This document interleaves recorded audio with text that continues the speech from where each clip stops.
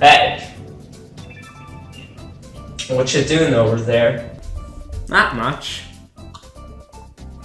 Just scrolling through some Reddits. Cool. Sorting by new.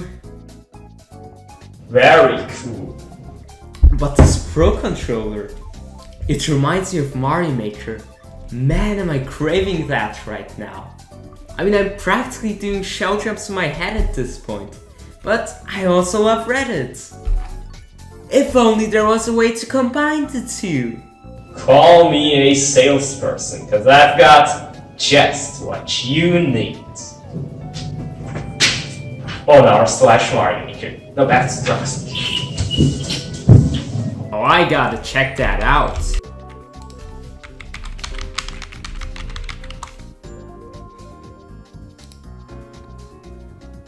This is good.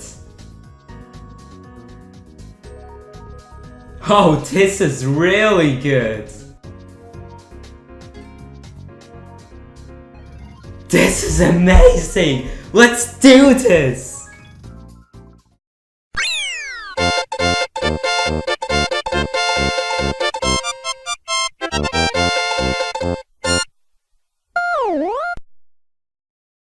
Yeah, as it turns out, there's a MarioMaker subreddit. I only learned about this very recently, but boy oh boy am I excited it exists.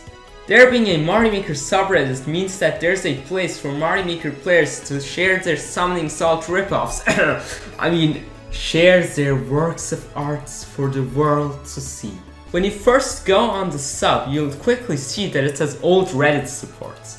Now I personally prefer using new Reddits on subs that I'm not too familiar with, but there is something charming about that imperfect customization that almost reminds me of S&W Central in a way. Naturally, there will be a lot of people promoting their own levels on here, and so I thought that we should check some of them out.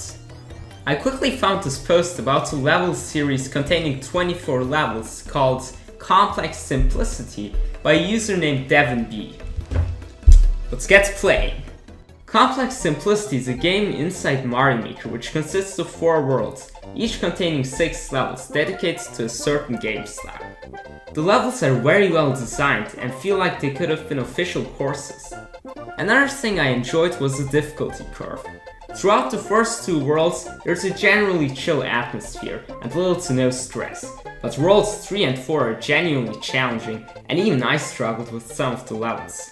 However, the game is in no way perfect. There are stretches of gameplay that span up to 3 minutes with no checkpoints, the World 3 boss is incredibly tedious, and a lot of the hidden blocks can catch you off guard. Still, if you've got 2 hours to spare, it'll be worth your time. Shortly after encountering Complex Simplicity, I came across another set of levels. This time being a Zelda-themed one called Zelda Quest by user Queen Larsa.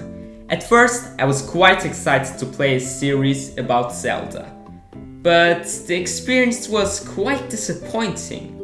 But why? Well, I think that the main problem is that the levels don't quite capture the Zelda spirit.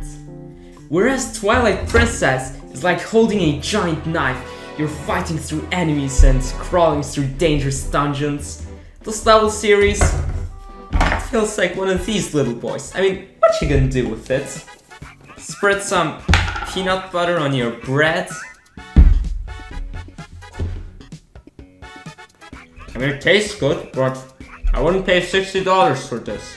A lot of the levels are also very confusing, and not in a good way. And the last level is...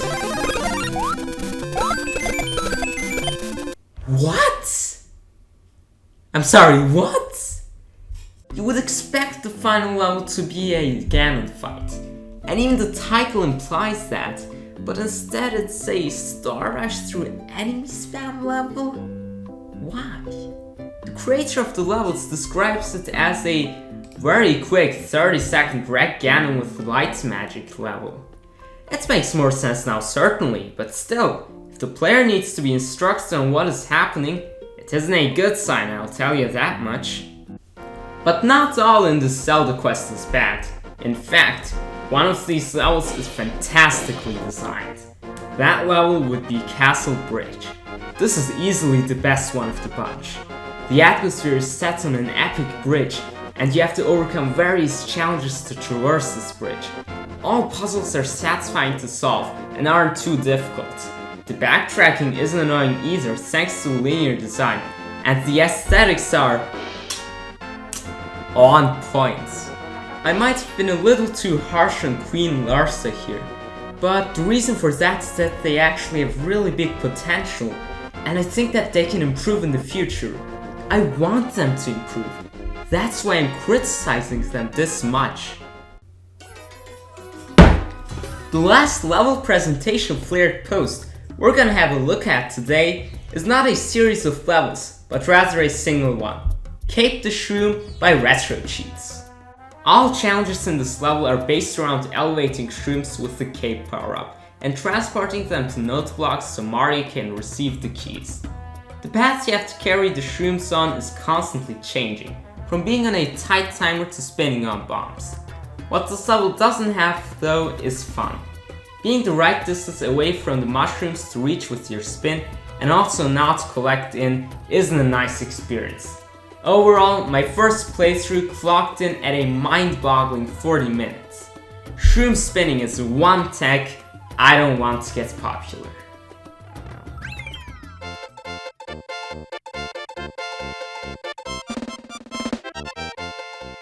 With the level presentation out of the way, let's look at some Mario Maker 2 speculations, which there's plenty of. No, seriously, it's like 90% with the sub at the moment. But that's not a bad thing. Far from it. The people on here are actually fairly good at theorizing Mario Maker 2 stuff. For example, the user Dream Somebody might have found out what happens in SMM2's story mode, and it goes as follows. Underdog accidentally erased Peach's castle. At the start of the section for the story mode, you can see Toad exclaiming something along the lines of, "See, this is why I'm a cat person." That's so smart, I wouldn't even be surprised if that's how the story actually goes. To finish off this Reddit review of sorts, let's look at the top posts of all time. I got my first ever comment on level today. Oh, how nice. I'm sure they received some good constructive criticism. I hope you get beat up at school. Here we have a guide for less than obvious stuff in Mario Maker. We've got a Picasso right here. 99% of 100 Mario Challenge levels. You were so preoccupied with whether or not you could. You didn't stop to think if you should.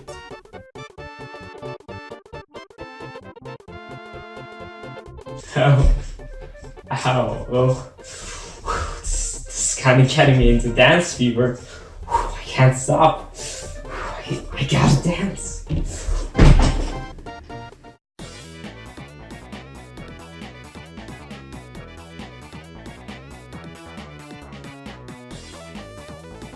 And that's pretty much it.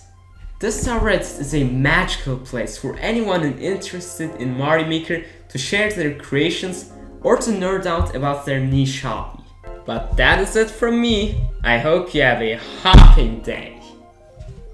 Until next time.